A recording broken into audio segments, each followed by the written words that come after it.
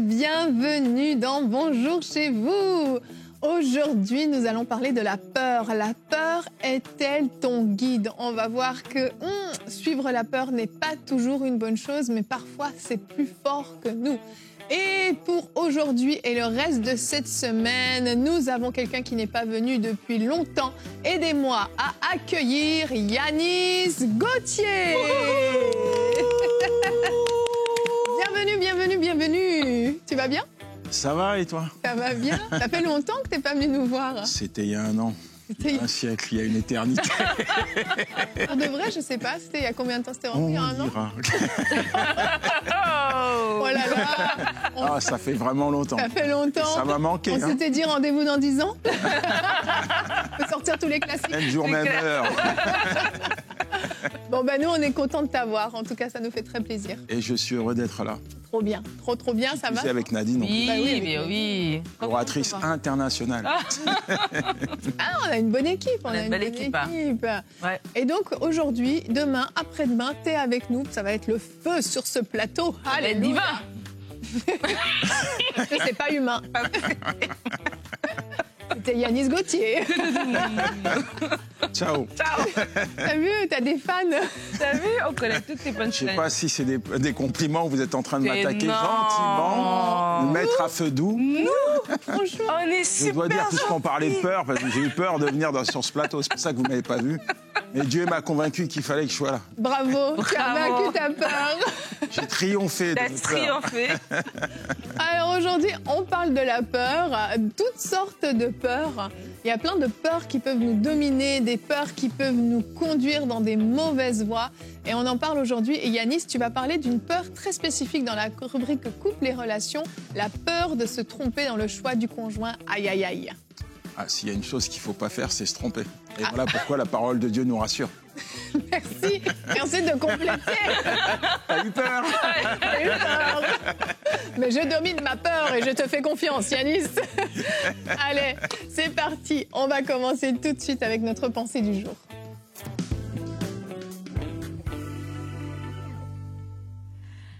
Des situations défiantes peuvent se présenter à nous. Des fois, la vie n'est pas simple, elle n'est pas toujours facile. Et la peur est un sentiment humain qui, des fois, est justifié. Des fois, vraiment, il y a des raisons d'avoir peur. Mais lorsqu'on avance dans la vie, à un moment donné, il faut déceler, discerner à quel moment une peur est une peur naturelle. Voilà, comme on ne traverse pas la rue s'il y a plein de voitures qui arrivent. Mais il y a des moments où la peur est vraiment quelque chose qui est envoyé de l'ennemi pour nous empêcher d'aller plus loin, pour nous empêcher tout simplement d'entrer dans les plans de Dieu. Et aujourd'hui, dans ma pensée du jour, je veux vraiment attirer l'attention sur le fait que la peur est une mauvaise conseillère. Parce qu'elle peut vraiment se présenter dans notre vie comme une voix qui parle. Mais elle vient déguiser. La Bible dit que l'ennemi se déguise en ange de lumière. Et la peur va venir déguiser en prudence. Elle va venir déguiser en un sentiment de « attends un peu, peut-être que c'est pas le moment ». Elle va venir déguiser comme ça en sagesse entre guillemets. Mais en fait, c'est de la peur qui veut nous empêcher de faire les plans et les projets de Dieu pour nos vies. Mais la peur est naturelle et on le voit à travers la parole de Dieu. Et ce qui est bien avec la parole de Dieu, c'est qu'elle nous montre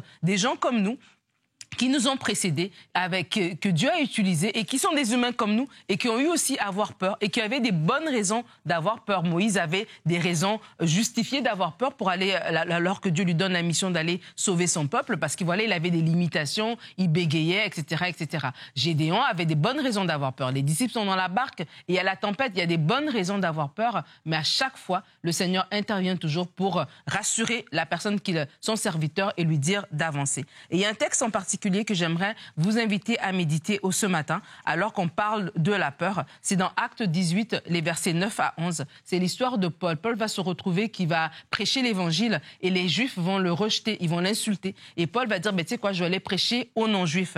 Et le Seigneur va lui dire au verset 9, le Seigneur dit à Paul dans une vision pendant la nuit, n'aie pas peur, mais parle et ne te tais pas, car je suis moi-même avec toi et personne ne s'attaquera à toi pour te faire du mal. En effet, j'ai un peuple nombreux dans cette ville. Il s'établit là, donc dans la ville en question, 1 an et 6 mois, donc 1 an et demi, enseignant la parole de Dieu parmi les Corinthiens. Et alors que Paul est là, plusieurs personnes vont venir au Seigneur et plusieurs personnes vont connaître Jésus. Et Dieu a reconnu en ce moment-là, Paul n'a pas dit qu'il avait peur, mais Dieu a reconnu qu'il y avait des situations qui auraient pu amener une pression et empêcher Paul de parler, en fait, lui dire, il va aller ailleurs, il ne va pas rester à Corinthe, il va aller à un autre endroit qui est plus propice, à ce qu'il puisse exercer son ministère. Mais Dieu lui dit, non, j'ai été appelé d'abord à exercer, j'ai quelque chose à faire dans Corinthe et tu vas y rester malgré la pression, malgré le regard des gens, malgré ceux qui veulent t'intimider, malgré ceux qui veulent t'insulter. Et j'aimerais de la même manière aussi vous inviter à exposer, ces peurs devant le Seigneur. Peut-être que vous avez une mission, c'est peut-être pas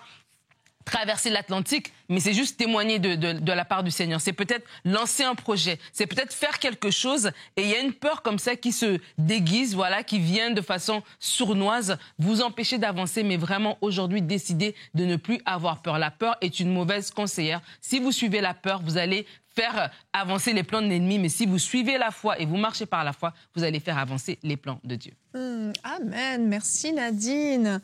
L'un des gros problèmes de la peur, c'est qu'elle peut nous faire rater en fait notre destinée, notre appel, le plan de Dieu pour nous. Parce que Dieu nous demande d'aller là et on a tellement peur que finalement on va là. Mais au final, c'est ici que Dieu nous attendait, pas là.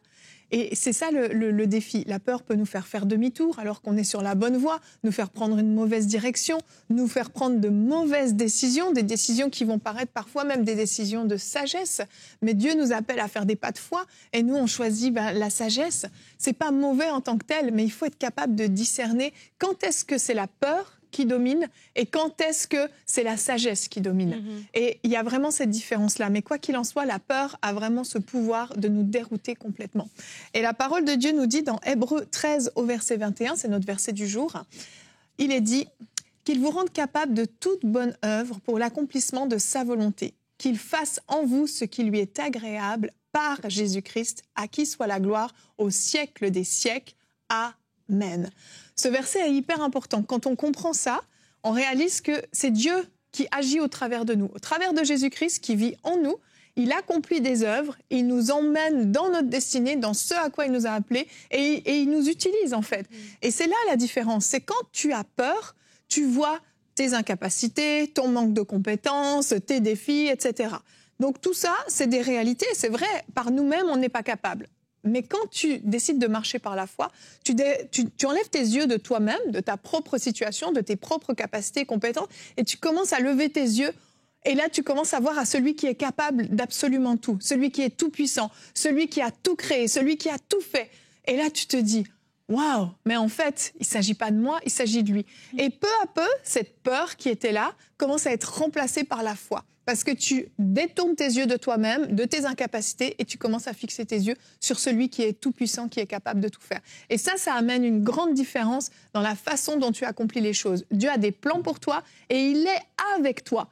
Il n'est pas là quelque part et puis de temps en temps il est occupé, du coup il ne s'occupe pas de toi. Il est avec toi et c'est lui qui fait au travers de toi. Quand on comprend ça, ça change toute la dynamique. Absolument. Et en fait, dans la peur, l'ennemi va nous amener à ce qu'on se concentre sur nos capacités et il va nous amener à avoir la conversation juste lui avec nous. Exact. Et alors que tu vois, le texte de la tentation de Jésus est tellement importante et elle nous apprend tellement que quand l'ennemi vient te parler, toi tu lui réponds par la parole en fait. Et ce que Jésus a fait. Et quand on est dans la peur, l'ennemi va venir nous parler en nous disant voici les raisons pour lesquelles tu ne devrais pas faire ceci. Voici les raisons qui justifient ta peur en fait. Et nous, si on ne va pas dans la parole de Dieu, du coup on va avoir la conversation avec l'ennemi et ça va se dire c'est vrai que je suis pas capable, c'est vrai il y a ceci, il y a cela. Et quand on regarde dans la parole, tous les moments où les gens ont eu peur, ils l'ont exposé. Et ça, je me dis, dans la vie chrétienne, c'est quelque chose qu'on doit apprendre à faire, c'est d'être honnête avec Dieu et de dire où on en est. On n'a pas besoin de faire semblant. Et Moïse a dit, je peux pas parce que j'ai ceci. Dieu a dit, ok, voilà, je te donne Aaron. Gédéon, il a dit, moi, je suis le plus petit. Dieu a fait en sorte qu'il entende ce que les autres, le peuple ennemi disait de lui et ça l'a fortifié en fait. Et vraiment de se dire, je peux dire à Dieu, écoute, j'ai peur. Je sais que tu m'as appelé à faire ceci, mais je ne me sens pas capable. J'ai peur de me tenir devant les gens. J'ai peur de ceci. Et des fois, le Seigneur va soit te rassurer, il va soit amener quelqu'un qui va juste donner une parole, il va amener quelqu'un qui va t'encourager, te dire « Ah, mais j'ai beaucoup aimé ce que tu as fait. » Et toi qui avais peur et tu avais fait ça peut-être, voilà, tu trouvais que c'était horrible. Et la personne te dit « Mais c'était très bien. » Ça t'encourage en fait. Et Dieu est bon, il va toujours trouver une manière de nous rassurer parce que c'est une émotion humaine d'avoir peur. Mais l'idée, moi, ce que je veux vraiment dire aux gens, n'attends pas de ne plus avoir peur avant de te lancer, sinon tu attendras toute la vie. Amen. Tu vas y aller malgré tout. Maintenant, il y a des gens qui ont cultivé, développé leur peur. Ouais. Et ils ont peur pour tout, ils ont peur pour rien. Et je dis souvent que la peur, c'est comme un manteau. Tu vois, tu le prends ou tu le laisses au vestiaire. Mais les gens, ils ont tellement l'habitude de le prendre qu'ils vivent avec la peur. Et le résultat, c'est que en fait, la peur ne vient jamais seule. Les gens qui nourrissent, qui cultivent, qui développent justement ce sentiment de peur, souvent, ils sont angoissés, stressés. Ouais, en fait, quand ils perdent le contrôle Voilà, c'est ça. de quelque chose, quand il y a quelque chose qui est pas rationnel pour eux, tout de suite, ils basculent dans la peur. Et il y a quand même une vérité, c'est que il y a la partie spirituelle, la foi, et puis il y a la partie humaine, très rationnelle. On veut tout évaluer, tout calculer. Pierre qui marche sur les eaux, au début il marche, après il y a la tempête, il y a les éléments de la nature qui ne contrôlent pas, et là il coule. Et parfois c'est comme ça la vie. Donc ça nécessite un réapprentissage, une rééducation, apprendre à faire confiance à Dieu. Ouais. Tu vois, moi je parle souvent de l'avion parce que quand tu montes dans l'avion, tu fais un saut vers l'inconnu, tu vois. Donc j'essaie toujours Tu détestes particulièrement l'avion. Oui, ça dépend. Faut le dire. Non, mais je veux dire, tu dis, il y a des gens qui sont là pour te rassurer. Quand je prends l'avion avec ma famille ou avec quelqu'un, c'est pas la même chose que quand je suis seul. Oui. Pourquoi ? Parce que quand je suis seul, boum, je fais un focus, je me montre des scénarios et pour arranger le truc, tu sais, je pense que les algorithmes des réseaux sociaux ont détecté que j'avais quelque chose avec les avions. Donc, je me ramasse des vidéos, des sites. Et donc, si tu prêtes attention à ça, ben, tu pars, tu contrôles plus tes pensées, etc. Mais ça tourne au ridicule. Au ridicule. Et à un moment donné, il faut laisser Dieu reprendre le contrôle de tes émotions, quoi. Ouais. Il faut faire table rase. Tu marches avec Dieu, tu dois lui faire confiance. Et il est là. Il est là. Tu n'as pas besoin de t'inquiéter, tu n'as pas besoin d'être terrorisé par tes peurs, par tes inquiétudes ou par les choses que tu ne maîtrises pas. Fais-lui confiance. Les gens que tu as cités tout à l'heure, ils n'étaient pas des super-héros. Non. Ce sont des gens qui ont appris à faire confiance à Dieu. C'est ça. Oui, parce que la peur, finalement, on la vit tous un jour ou l'autre. Hein. La peur, on a tous été confrontés à ça. Le problème, c'est quand elle devient ton guide, d'où le thème de cette émission. C'est qu'elle te dirige à aller quelque part où tu ne devrais pas aller, en fait. C'est là que ça devient problématique. Et quelque chose que j'ai remarqué avec ceux qui ont peur, c'est qu'ils se font toujours des scénarios catastrophes. Et dès qu'une situation arrive, quelque chose arrive, il y a un petit peu de peur qui s'installe. Immédiatement, le cerveau a ce mécanisme de faire un scénario catastrophe. Immédiatement, l'avion, il y a 2 turbulences. L'avion, je pourrais te parler d'araignées. Bien sûr. Moi, je n'ai pas peur des araignées. Il y en a beaucoup qui ont peur des J'ai un araignées. peu peur des araignées. Oh, chacun sort son Non, truc. mais c'est pas pour te pointer du doigt. C'est pour dire que immédiatement, tu vas t'imaginer le pire scénario, un peu turbulent. On va se scratcher. Est-ce qu'on va se scratcher dans l'océan, sur la terre ? Est-ce que l'avion va exploser ? Est-ce que je vais mourir noyé, brûlé ? Et là, le scénario de fou. Alors que non, n'y pense pas. Arrête de méditer. J'ai vu. Il commence à. Non. Mais je t'encourage vraiment, un truc que je veux te donner, c'est de vraiment maîtriser ces scénarios catastrophes et de les remplacer par des scénarios avec Dieu. Avec Dieu, il n'y a pas de scénario catastrophe. Et on l'a dit plusieurs fois dans cette émission, Dieu est avec toi en tout temps. Il n'est pas occupé à droite à gauche, il est là avec toi. Quel scénario tu peux vivre avec Dieu ? Il y a de la place pour le surnaturel. Le naturel ne domine pas. Il y a de la place pour l'incroyable. Il y a de la place pour l'onction, pour la puissance, pour toutes sortes de choses. Avec Dieu, tu peux faire un scénario complètement différent. Et peu à peu, tu vas rééduquer ton système de pensée. Parce que oui, la peur vient du diable, mais parce que tu lui donnes un certain accès. Donc, tu dois apprendre à rééduquer ton système de pensée pour penser différemment. Oui, et je voulais juste prendre le temps aussi de prier. J'avais vraiment la pensée quand Yanis a parlé qu'il y a des personnes, on a parlé de la peur qui vient accompagnée d'anxiété. Il y a des gens, il y a un événement qui est arrivé. Tu sais, on a dit, bon, l'un peut avoir peur des avions, l'autre peur des araignées, l'autre peur de peu importe. Mais des fois, il y a des événements qui arrivent comme ça, des fois quand on était enfant, ou bien une situation qu'on a vécue qui est venue comme marquer quelque chose dans notre âme. Et on a vraiment un traumatisme, en fait. Et c'est spirituel, en fait, que cette chose doit partir pour qu'on puisse vivre. Il y a des gens qui s'empêchent, vous avez un talent, mais vous avez peut-être peur de juste de vous déplacer en voiture, et donc vous êtes coincé dans votre petite ville, vous ne pouvez pas sortir juste à cause de la peur, et ça devient irrationnel, ça devient ridicule, et ça vous empêche, en fait, ça bloque votre vie. Et Seigneur, on veut tout simplement venir devant toi avec ces personnes qui ont vécu un trauma, quelque chose de tellement difficile qui a marqué leur âme de façon irrationnelle. Ils savent logiquement que ce n'est pas normal d'avoir peur de cette situation, mais c'est plus fort qu'eux. Ils vivent de l'anxiété, ils vivent un stress à cause de cette peur. Nous venons au nom de Jésus chasser cette peur. Nous venons au nom de Jésus chasser ce mauvais esprit qui est en train de les oppresser à travers cette émotion de la peur. Seigneur, merci parce que maintenant ta paix vient dans leur cœur, et merci parce que maintenant ils commencent à avancer dans les plans et les projets que toi tu avais prévus d'avance pour leur vie, au nom de Jésus. Amen. Amen. Et tu parles, Nadine, de traumatisme. Pour certains, c'est peut-être le divorce de leurs parents qui ont créé un traumatisme. Pour d'autres, des situations difficiles que vous avez vécues en amour, où on vous a brisé le cœur, on vous a trahi. Et depuis, vous avez peur de vous tromper dans le choix du conjoint. Eh bien, on va écouter Yanis dans la rubrique « Couple et relations ».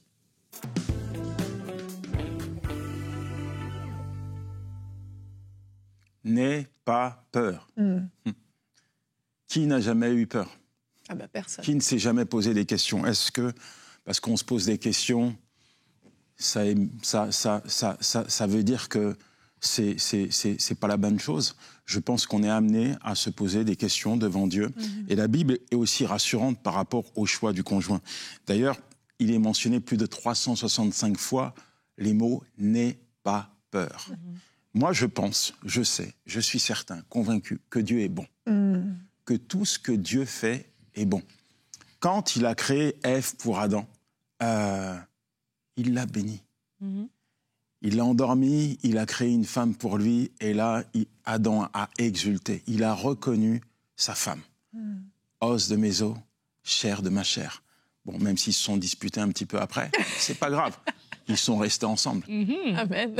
Et ça prouve que il y a une réalité, c'est que Dieu ne nous force pas, mais Dieu nous propose. Et quand Dieu nous propose une personne, eh bien, c'est la bonne personne. Il n'y a pas besoin de courir à droite ou à gauche pour trouver la personne que Dieu a choisie pour toi. La Bible dit dans Proverbe 10, verset 22, « C'est la bénédiction de l'Éternel qui enrichit, et elle n'est suivie d'aucun chagrin. » Alors, il ne faut pas être aveuglé, paralysé par des craintes, par des peurs. C'est pas parce que tes parents ont subi un échec, tes parents ont divorcé, que tu es appelé à divorcer. C'est pas parce que tout le monde autour de toi, eh bien, n'est pas pour le mariage, préfère le Pacs, que tu vas te déroger à la volonté de Dieu. C'est la volonté de Dieu que tu te maries, c'est la volonté de Dieu que tu t'épanouisses, c'est la volonté de Dieu que tu fondes un foyer. Bien sûr, il y a des réalités, mais derrière les réalités que tu vas traverser, il y a des réponses. Et il y a une dimension de foi. La foi, c'est l'antidote de tes peurs. Faire confiance... Elle est bien celle-là, non? Oui, pas mal. Hein. Redis-le. La foi, c'est l'antidote de tes peurs. Et il y a des réponses que tu vas trouver dans la parole de Dieu. Et il est certain que la personne que Dieu va amener vers toi sera pas parfaite. Aujourd'hui, on vit dans un monde où on élève l'homme, on veut des standards vraiment élevés, on a des désirs, on veut rencontrer le gars superbe, le mari parfait et l'épouse parfaite. Et quand on regarde les réseaux sociaux, tout est parfait, quoi. Mais en réalité, derrière, il y a des images qu'on retouche, qu'on retape. Hein. Il n'y a pas de mari parfait, il n'y a pas de femme parfaite. On est appelé à grandir dans la maturité, on est appelé à être façonné, travaillé, sculpté, émondé par Dieu. Amen.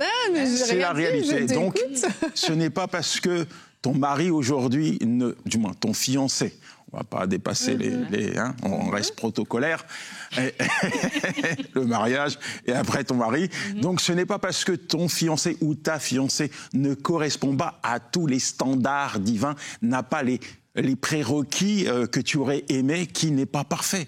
Au contraire. Je me souviens lorsque j'ai rencontré mon épouse, alors c'était particulier parce que ma première rencontre avec elle, il y a eu un effet waouh. Je ne peux pas le nier. Waouh. Un peu comme Adam, os de mes os, chair de ma chair. Mais je ne connaissais pas Dieu, moi. La seule chose, c'est que je voulais engager une relation. Ça, c'est sûr. Et ce qui m'a fait capituler, c'est son cœur. J'ai appris à la découvrir parce que aujourd'hui, on regarde à l'apparence, mais parfois l'apparence est trompeuse. Dieu regarde au cœur. Et on doit regarder au cœur de la personne. Et ensuite, bien sûr, on a été à l'église et puis on a voulu s'engager dans le mariage. Mais il y avait beaucoup de réticence parce qu'il y avait beaucoup de crainte, beaucoup de peur entre elle et moi. Je me souviens d'un jour où un pasteur nous pose une question, mais quel est le moment où vous allez vous marier ? Et on n'a pas pu répondre. Pas parce qu'on ne s'aimait pas, mais parce que face à moi, j'avais une personne qui ne répondait pas à toutes mes attentes. Et face à elle, mon épouse avait une personne qui ne correspondait pas à toutes ses attentes. Et puis, il y avait mes propres réflexions sur moi-même. Je n'ai pas eu de modèle de relation entre mon père et ma mère. J'avais beaucoup d'appréhension. Je me disais que je ne serais pas à la hauteur. Je ne pourrais pas être un père, un mari. Et voilà, plein de choses. Et puis, à un moment donné, il a fallu faire confiance à Dieu. Comment j'ai appris à faire confiance à Dieu ? Eh bien, premièrement, on a prié. Seigneur, on est ensemble. Et il y avait cette crainte de Dieu. Il y avait cette crainte parce que je dois dire qu'on aimait Dieu. Je sortais de prison, on vivait ensemble, mais on aimait Dieu. On n'était pas mariés, mais on ne voulait pas dormir ensemble.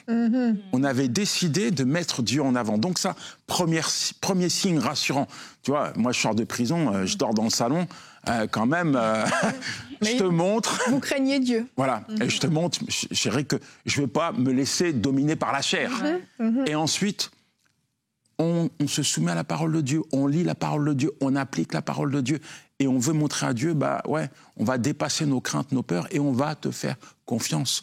Aujourd'hui, je porte une alliance qui représente 27 années de mariage. Alléluia, félicitations. Merci, messieurs. Gloire à Dieu. Mais si je vous posais la question, il y a certainement eu quelques peurs. Bien sûr. Le jour où tu as rencontré Michael, ça n'a pas peut-être un effet waouh physiquement, mais après tu découvres, tu vois. Oui. Moi, j'ai eu cette peur, oui. Oui. Tu veux que je t'en parle là? Oui. On est rentré dans face à face. Je te regarde dans les yeux, là. Dis-moi tout. J'ai senti l'animateur de face à face. Quelle est la peur qui t'a fait reculer ou qui t'a poussé peut-être à prier? Seigneur, fais-moi montrer, rassure-moi. Oui. Moi, j'avais besoin que Dieu me parle. Parce que moi, j'avais connu des relations avant de venir au Seigneur et j'avais compris que je ne pouvais pas faire confiance à mes sentiments, justement. Le fait d'être amoureuse, pour moi, ce n'était pas un signe d'approbation de Dieu. J'avais besoin que Dieu me confirme. Donc, j'ai vraiment eu peur et j'ai lutté. Et en fait, moi, ce que j'ai fait, c'est que j'ai demandé à mon âme de se taire, en fait. J'ai fait taire mon âme pour entendre la voix de mon esprit. J'avais été enseignée, j'étais nouvelle au Seigneur, j'avais été enseignée sur l'homme en 3 dimensions. Donc, j'ai passé une journée entière à dire « Mon âme, tu te tais, mon âme, tu te tais, mon âme, tu te tais ». Et puis, je me souviens, le soir, je suis allée à l'église, on avait enseignement, formation biblique et tout. J'écoutais le pasteur, il parlait, j'entendais rien, j'étais juste en train de lutter. Et là, je suis partie aux toilettes et il n'y avait personne. Et j'ai commencé à parler toute seule. Je disais, mon âme, tu te tais, mon âme, tu te tais. Et tout à coup, j'ai dit, mais je l'aime. Je disais, oui, ok, je l'aime, ok, mais ça suffit pas. Et là, je continue à parler toute seule dans les toilettes. Et tout à coup, de ma bouche est sorti, bientôt, vous serez une seule chair. Il faut savoir que moi, je suis nouvelle convertie. C'est un verset que je ne connais pas. Oui, peut-être que je l'ai déjà entendu, mais ça ne sortait pas de moi. C'est le Saint-Esprit qui prophétisait au travers de ma bouche. Cette parole a suffi à me convaincre. Pour moi, Dieu m'avait parlé. Mais ce n'est pas le cas de tout le monde. Il y a plein de façons dont Dieu parle. Je ne veux pas que tout le monde se dise il faut que Dieu prophétise au travers de ma bouche. Il y a des indicateurs quand même. Ça a été comme ça. Mais j'ai prié pour vraiment que Dieu me parle. Parce que je savais que, oui, comme tu le dis, les sentiments ne donnent pas toujours la vérité. Il y a des indicateurs et recevoir une parole de Dieu comme ça, c'est important. Peut-être aussi l'approbation de tes parents. C'est un signe qui peut confirmer ce que Dieu est en train de te dire. Parce que parfois, la peur peut t'aveugler aussi. Tu vois, la peur peut t'empêcher de prendre de sages et de bonnes décisions. Tout à fait. La peur peut te faire reculer face à un mariage que Dieu veut. Je me souviens d'une personne qui a vraiment... il aimait sa fiancée, et il voulait se marier avec elle. Et le jour du mariage, on le cherche. Mais qu'est-ce qui se passe? Il avait pris la fuite. Et pas parce qu'il n'aimait pas la femme, mais parce qu'il avait peur de s'engager, il avait peur de ne pas être à la hauteur. heureusement, on a été le chercher et puis il s'est marié. Mais parfois, la peur peut nous pousser à prendre des décisions qui ne mettent pas Dieu en avant. Voilà pourquoi il est important quand même d'être rassuré par rapport aux indicateurs que Dieu nous donne. Parfois, il y a des indicateurs qui sont rouges, des drapeaux rouges qu'on ne doit pas ignorer, mais je vais peut-être pas aller là-dessus parce que je veux pas faire peur aux gens. On va s'arrêter sur les indicateurs divins, la paix. Mais oui. Quand tu es avec quelqu'un, tu es en paix, tu vois. Puis il y a des sentiments quand même qui sont là, tu es heureux. Je disais à ma femme, tu te rends compte, j'ai passé plus d'années avec toi qu'avec moi seul. Wow. Je suis plus resté avec toi qu'avec moi tout seul. Oui. Donc être bien avec la personne, avoir des projets d'avenir, avoir la même vision.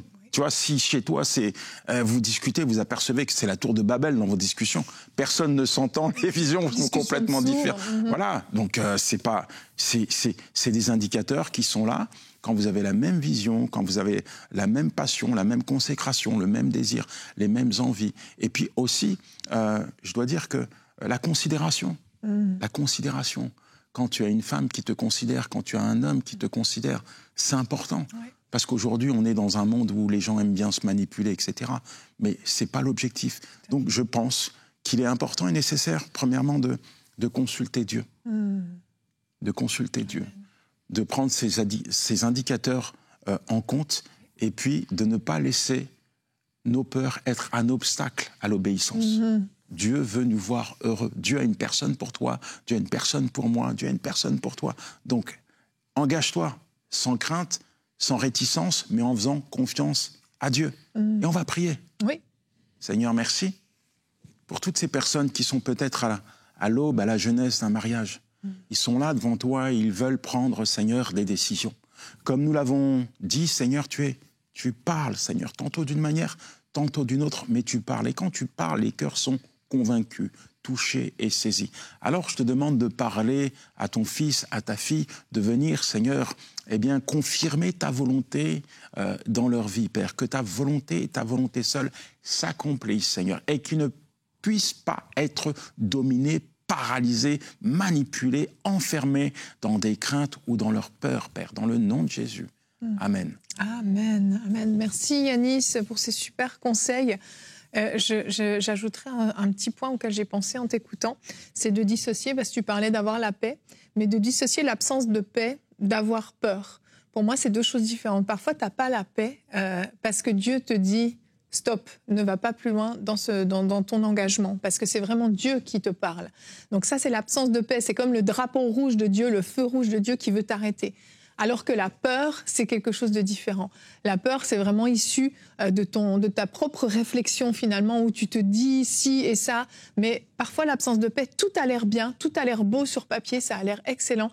Mais à l'intérieur de toi, tu as ce feu rouge de Dieu. Il faut apprendre à discerner ce qui vient de nous-mêmes, de ce qui vient de Dieu. Mais il ne faut pas non plus négliger quand il y a un warning de Dieu. Et moi, je voulais dire aussi, j'avais cette pensée depuis le début de l'émission, qu'il y a d'une femme d'un certain âge qui est dans une relation et qui a peur parce qu'en fait, elle a peur que c'est trop beau pour être vrai. Elle a peur, est-ce que moi, je peux vraiment être heureuse? Est-ce que je peux vraiment m'engager et me marier à mon âge avec tout ce que j'ai déjà comme arrière-plan, alors qu'elle a rencontré cette personne et elle sait qu'elle essaie de Dieu. Et j'aimerais juste encourager cette personne à ne pas marcher dans la peur. Oui, Dieu est celui qui donne des cadeaux. Et alors que vous êtes dans cette relation qui vient de Dieu, vous le savez que ça vient de Dieu, vous avez cette paix. Mais intellectuellement, comme Evelyne le dit, vous avez peur parce que vous avez déjà un certain âge. Vous avez peur que peut-être que oui, et si après, et si. Mais non, ça va bien aller. Et je vous encourage, alors que vous êtes là, vous vous reconnaissez, faites confiance au Seigneur et engagez-vous. Et voilà, c'était ça la pensée que j'avais. Merci Nadine. Pour terminer, j'aimerais vous lire un commentaire d'un partenaire qui a réussi à vaincre ses angoisses. C'est Séraphine du Congo. Elle nous dit qu'elle a découvert la chaîne et les émissions en début de cette année. Elle dit « J'ai été et continue d'être richement bénie par les différentes émissions ». Elle cite toutes les émissions. Elle dit « J'ai été envahie par le désespoir et l'angoisse, mais depuis que je suis les émissions, il y a comme un fardeau qui est tombé de mes épaules. Maintenant, je vis ma situation actuelle telle qu'elle est et j'ai choisi de faire confiance au Seigneur et de prier jusqu'à ce que les choses changent. Certaines fois, c'est ce qu'il faut faire confiance à Dieu, même si pour l'instant rien ne bouge. Seigneur, je te fais confiance. Et j'en profite en terminant cette émission pour remercier toute la famille des partenaires comme vous, Séraphine. Merci infiniment pour votre soutien. C'est un privilège de vous avoir avec nous dans cette œuvre, pour soutenir cette œuvre. Vous êtes précieux pour nous. Alors demain, on va parler d'échecs quand tout semble perdu.